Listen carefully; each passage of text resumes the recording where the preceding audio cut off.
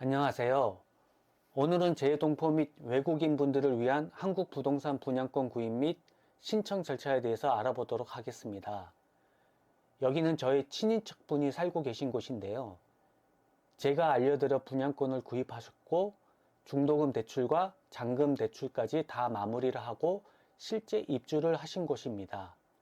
국내에서 가장 선호하는 주거 형태는 거래 가능성과 재산성, 편리성, 안정성을 고려할 때 아파트가 당연히 최고이고, 신축 아파트에 살기 위해서는 분양 절차를 알아야 하는 게 당연한데요.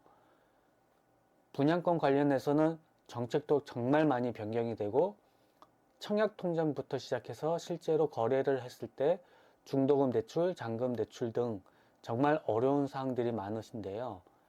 하물며 내국인 분들도 복잡한 과정으로 정보 찾기가 어려워서 강의를 듣거나 책을 보거나 스터디를 해서 청약을 하거나 구입을 하기도 합니다. 집을 구하는데 어려움이 많은 것으로 알고 있습니다. 복잡한 절차와 정보 부족으로 어려움을 겪고 계신가요? 오늘 영상을 통해 잠깐 제 경험을 알려드리면서 그 궁금증을 해결해 드리도록 하겠습니다. 작년 10월 25일 정도에 행정안전부에서 발표한 보도자료입니다. 현재 국내 거주 외국인 주민 수가 246만 명이고 총 인구 대비 4.8%로 역대 최다라고 합니다. 보시면 한국 국적을 가지지 않은 분들이 190만 명으로서 외국인 근로자 비자로 들어오신 분, 결혼 이민자, 유학생, 외국 국적 동포, 이게 F4 비자입니다. 기타 외국인, 이런 식으로 분포가 되어 있습니다. 현재 지금 계속 늘어나고 있는 추세고요. 이분들이 지금 실제로 주택에 거주를 해야 되는데 보통 매매, 전세, 월세 이 형태로 거주하게 될 겁니다. 그 중에 당연히 최고는 새 아파트에서 거주하는 거를, 처음에는 다른 나라에서 아파트라는 개념이 별로 없기 때문에, 근데 한국에 오게 되면 아파트 선호도가 되게 많게 되고 당연히 그 성향을 따라가게 된다고 생각합니다. 왜냐하면 실제로 이런 재산성이나 이런 거주성, 편리성들을 감안했을 때 아파트 말고는 다른 대체제가 찾기가 쉽지 않거든요. 특히 도시 내에서 거주했을 때는 그 아파트에 대한 그 편리성을 무시할 수 없는 상황입니다.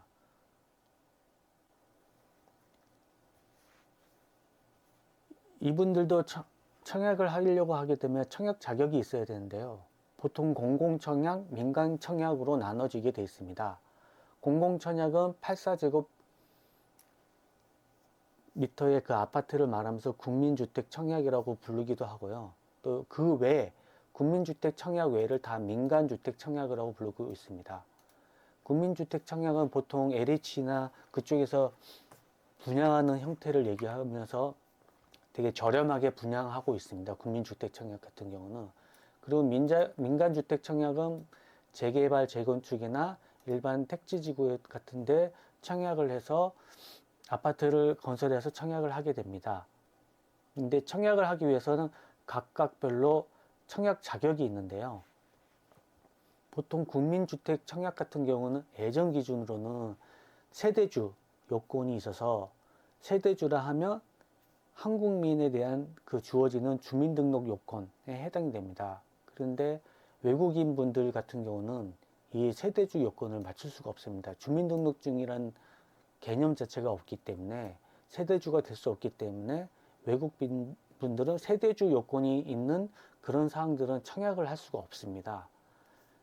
근데 당수나 그 세대원이나 그 부분들이기 때문에 대부분 민간주택 청약을 하게 되고 돼 있습니다. 그리고 그 거주 요건별로 민간주택 청약도 그 해당 지역에 1년에서 1년, 2년 정도 거주하는 요건들도 있습니다. 예를 들어서 서울 같은 경우는 보통 지금도 1년 정도 거주 요건이 있는 경우가 꽤 있습니다. 왜냐면 당연히 그런 경쟁이 심한데 그런 수요가 높은 데는 이런 요건들이 계속 붙게 되어 있습니다. 현재 화면은 청약 모집 공고문을 잠깐 캡처를 해서 보여드린 겁니다. 다 민간 청약 부분이고요. 첫 번째는 올림픽 파크 포레온이라고 그래서 우리나라에서 최대 많이 분양을 했던 아파트에 대한 그 공고문을 보여드린 겁니다. 보시면 국내에서 거주하는 재동포 및 외국인 포함 청약이 가능합니다라고 표시가 되어 있고요. 다른 내용들도 다 보면 국내에서 거주하고 있는 재동포 및 외국인 또는 법인, 이렇게 이 청약 공고문에 이런 내용들을 보시고 이 내용이 있다 하면 재동포 및 외국인들이 청약을 할 수 있는 상황인 겁니다. 그런데 실제적으로 인터넷상으로 보시면 대부분이 청약이 당첨이 안 됐다는 말이 많고요. 또 됐다는 글도 간간히 보실 수 있는데요. 실제로 저도 2009년도에 종합청약 저축을 가입한 이후로 한 번도 당첨된 적이 없습니다. 그만큼 원하는 곳에 청약을 해서 당첨이 되기가 참 어려운 상황인데요. 그런 걸 감안하더라도 외국인 분들이 청약을 했을 때 불리한 부분이 있습니다. 그 부분이 청약 가점인데요. 청약을 하게 되면 가점제라는 게 있고 추첨제라는 게 있습니다.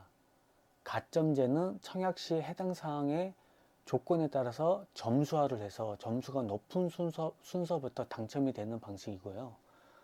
추첨제는 말 그대로 로또 당첨과 같이 추첨을 통해서 당첨을 가르는 형식입니다. 보통 아파트 전용 면적 84제곱미터 이하는 다 가점제를 하는 경우가 많고 84제곱미터 초과해서 추첨제로 하는 경우가 많습니다. 그런데 외국인 분들은 이 가점제에서 무주택 기관과 만약 자녀도 외국인으로 등록되어 있다면 부양가족수 점수를 못 얻게 되어 있습니다. 그래서 순전히 입주자의 저축 가입 기간만 점수를 얻게 되기 때문에 실제적으로 가점제에서 당첨이 되기가 쉽지가 않습니다. 일반적으로 높은 수요가 있는 소유권, 광역시의 핵심 지역, 그리고 분양가가 낮게 나온 곳들은 내국인도 거의 당첨이 되기가 어렵기 때문에 이런 부분들은 실제로 되기가 어렵게 되고요. 그나마 핵심 지역 같은데 84제곱 초과 물건에 대해서 추첨으로 신청은 가능은 할 것 같습니다. 해당 내용들을 보면 이거는 국토부 쪽에서 질의에서 나온 답변들입니다. 보시면 입주자 저축 가입 기간은 내국인과 동일한 기준으로 적용된다 그러고 무주택 기관과 부양 가족 가점을 산정할 때는 그 외국인 신분일 땐 기간을 제외한다고 표시되어 있습니다.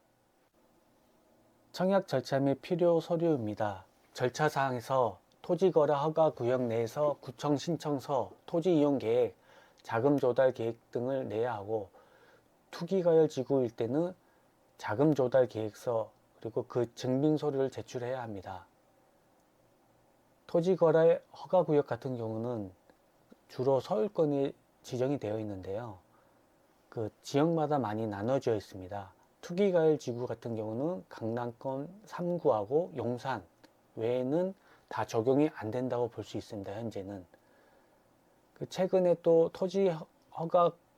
토지거래 허가구역 같은 경우는 해제하려고 하니 앞으로는 거래 자체는 자유롭게 가능하리라고 봅니다. 단 중도금 대출하고 이 잔금 대출 같은 경우가 좀 어려운 부분인데요. 이 부분은 뒤에 좀 자세히 설명해 드리도록 하겠습니다. 또 필요 서류 같은 경우는 재동포부는 국내 거소 신고증, 국내 거소 신고 사실 증명서, 신분증, 인감증명서, 인감도장이 필요하고요. 외국인 분들은 외국인 등록증, 외국인 등록 사실 증명원, 신분증, 인감증명서 및 인감도장이 필요합니다. 그리고 외국인 부동산 취득 신고서 같은 것도 해당 구청에 신고를 해야 됩니다. 이번에는 분양 신청에 대해서 간단히 알아봤습니다. 다음번에는 이곳에 실제 입주하신 분의 사례를 가지고 계약 팁과 함께 얘기해 보도록 하겠습니다. 지속적으로 좋은 콘텐츠를 올려드릴 예정이니 구독, 좋아요 부탁드립니다. 감사합니다.